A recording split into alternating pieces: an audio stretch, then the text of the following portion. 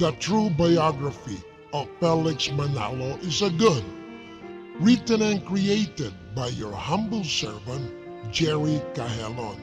Just call me Tatang JC. Thank you very much.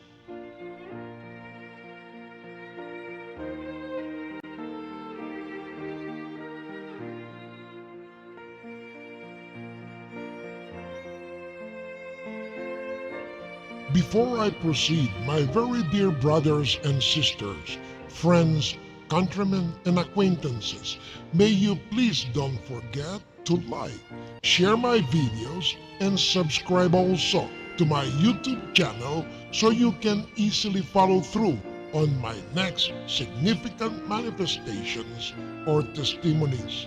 Thank you very much.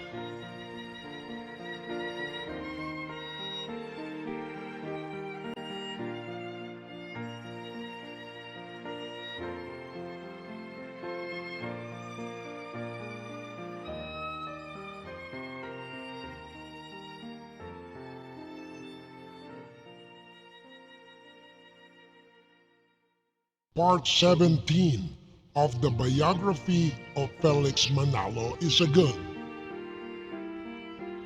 The beginning of the Second World War that encompassed all of Asia had originated from an earlier bloody conflict between Japan and China.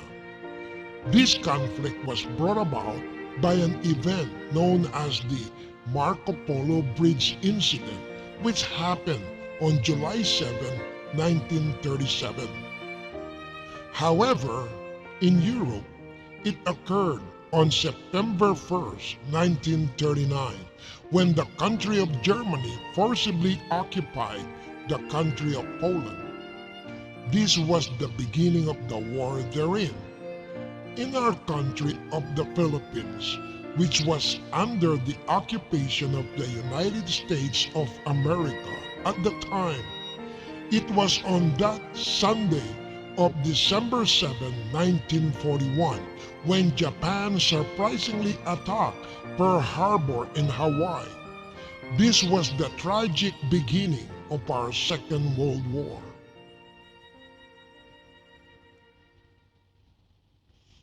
Consequently, the powerful tentacles or influence of the cult and spurious Iglesia ni Cristo INCorporation, founded by Sir Felix Y. Manalo in our mainstream society, had disappeared abruptly.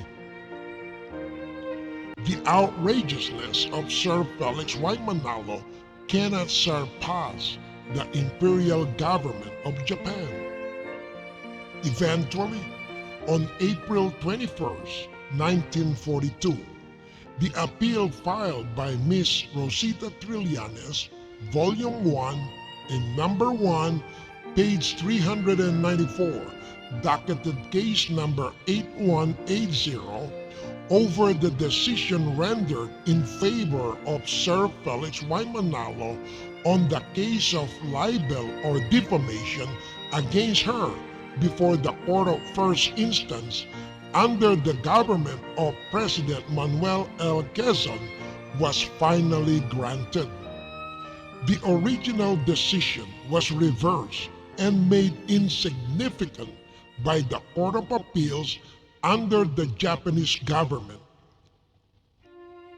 It was also manifested and declared that Sir Felix Y. Manalo was found un hombre de baja moral, which means he was very immoral, and henceforth there were no merits to abide with the original decision, and the appellate court declared the case irrelevant and void.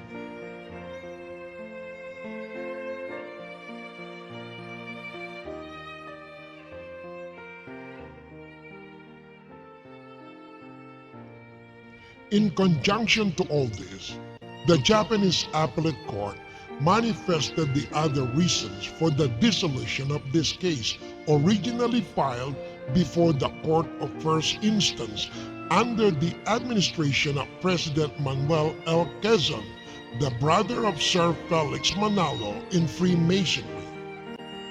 First, it was the use of Sir Felix's powerful position in his spurious church in persecuting Miss Rosita Trillanes. Secondly, he used religion as a lascivious tool or sex gadget in order to fulfill his worldliness and carnal desires similar to King Solomon. The entire story throughout this event in all the courts was revealed and published in July of 1954 issue of the Official Gazette.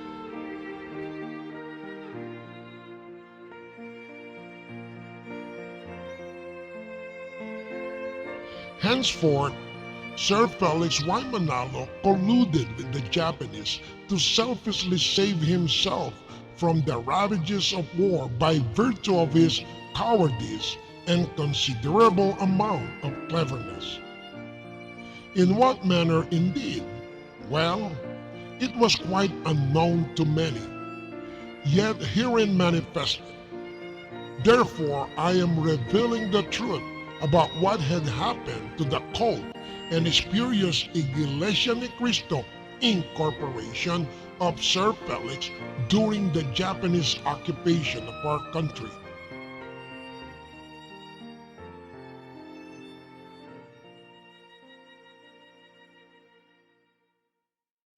He willingly surrendered the estate properties, houses of worship, or chapels by the brethren to the Japanese imperial government for use as military camps in villages and towns, and the large part of monetary contributions or donations and alms acquired during worship services were given to the Japanese officials.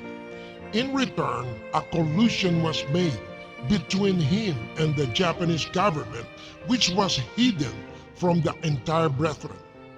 Here is the truth about this collusion. Sir Felix Manalo will play as a kidnapped victim by the Japanese government and was allegedly ordered to temporarily relinquish his overseer's position in his church to Mr. Prudencio Vasquez starting June 9, 1942. Here is another truth. Along with the secret collusion made, Sir Felix will be granted a free passage and journey to some places in Mindanao, and together with his immediate family members, some loved ones, faithful followers and allies, and other trusted families from Paco, Manila, to pioneer new works of God. But the truth, they were carrying the very large bulk of money of the entire brethren to save themselves from harsh life under the Japanese oppression. In other words, this was simply and supposedly set to portray a so-called voluntary religious exile. Yet, before all this, he secretly consolidated the local congregations in all of Manila under the administration of Mr. Benjamin Santiago. The wealthy members were led up in the high hills and mountains of Baguio to avoid the harsh life and troubles, with them the very large bulk of their money too. The ordinary and poor members of the brethren were the ones left in the flatlands to suffer the cruelty of the Japanese imperialists.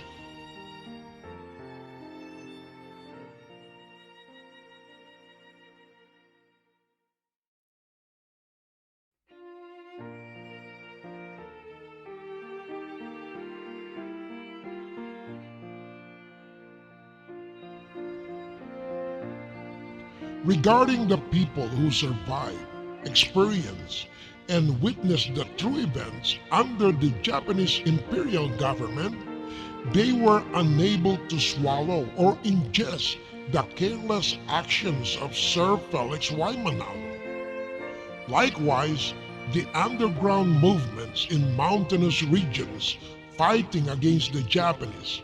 One of these groups was the Hukbalahap, hukbo ng bayan laban sa Hapones, which was also known as the Huk in provinces of Pampanga and Tarlac, were very upset and angered by the acts or manners showed by Sir Felix for being such a known Filipino pastor, whereas he abandoned his poor and faithful brethren or pasture in the midst of hardship and danger at the time of their needs or desperation.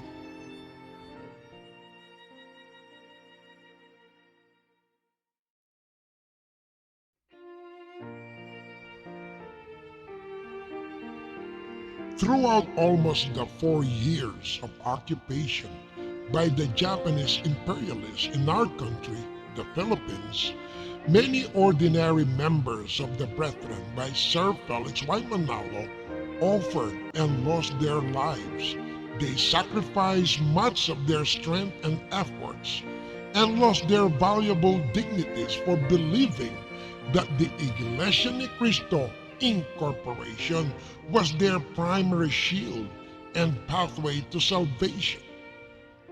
Unfortunately, none of these hopes ever happened because Sir Felix Manalo, including his faithful allies and trusted friends, were living comfortably. They were hiding in the mountainous regions of Baguio and some parts of Mindanao in Cotabato.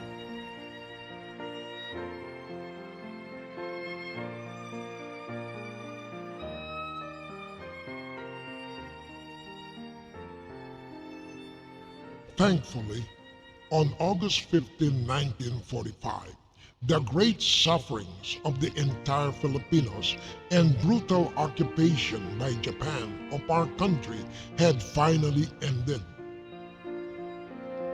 However, the praying or ravenous Sir Felix took the opportune time again and immediately started to pray or spread anew his outrageousness. He began spreading bogus stories of his wonders, his bravery, and heroic deeds during the war. Many of his listeners again were fooled into the banner of his religious prowess.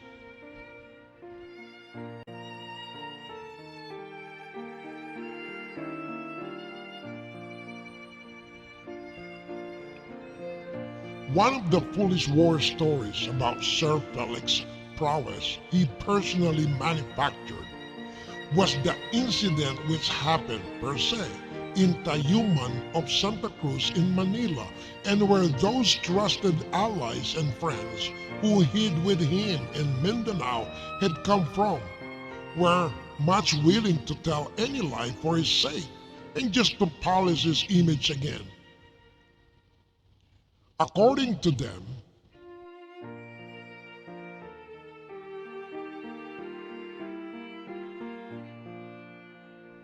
while Sir Felix per se was delivering sermon at the pulpit before his followers, he instead bravely confronted and disregarded the order of the Japanese soldiers to stop the ongoing worship service. Thereafter, by the grace of his possessed divine power, acquired from somewhere else, of course not from the true God, a miracle happened. The Japanese soldiers, instantly possessed by a spirit per se, made them bow and kneel before the pulpit, and they began to listen to the words of Sir Felix derived from his own Bible.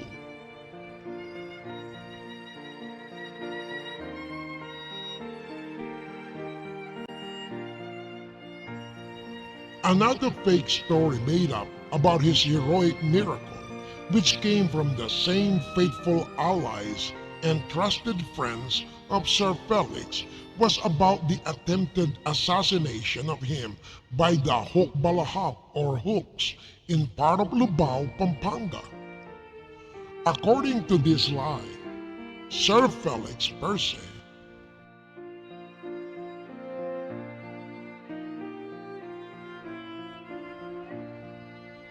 an attempt to kill him was orchestrated by the hoax for being an alleged makapili or spy, a trusted accuser or finger pointer to civilian people suspected of fighting against the Japanese or connive with the guerrillas.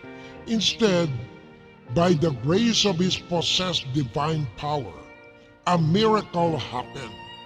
The assassins were unable to pull the triggers of their guns per se because the fingers of their hands were all frozen or hardened. Henceforth, Sir Felix was able to escape freely from their ambush path and made it safely to his destination.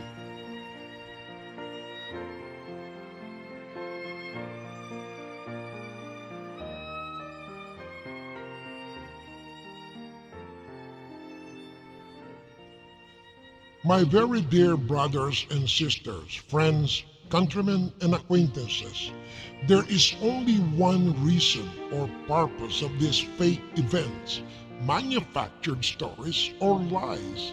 That is, to again gain sympathy, support, and convince those who are still blinded by his words or crooked teachings. Henceforth, they may become followers and providers of goodies and monetary contributions from the entire Filipino society to the known gambling or pogo banker, cockfighting manager, and praying minister who is none other than Sir Felix Y. Manalo.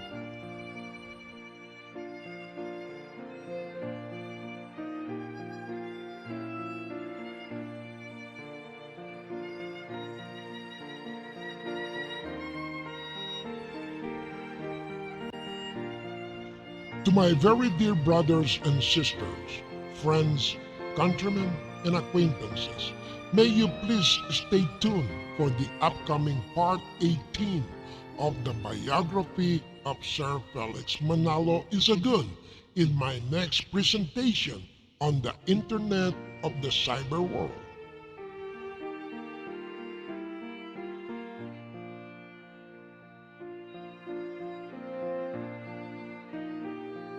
Again, to my very dear brothers and sisters, friends, countrymen, and acquaintances, may you please don't forget to like, share my videos, and subscribe also to my YouTube channel so you can easily follow through on my next significant manifestations or testimonies.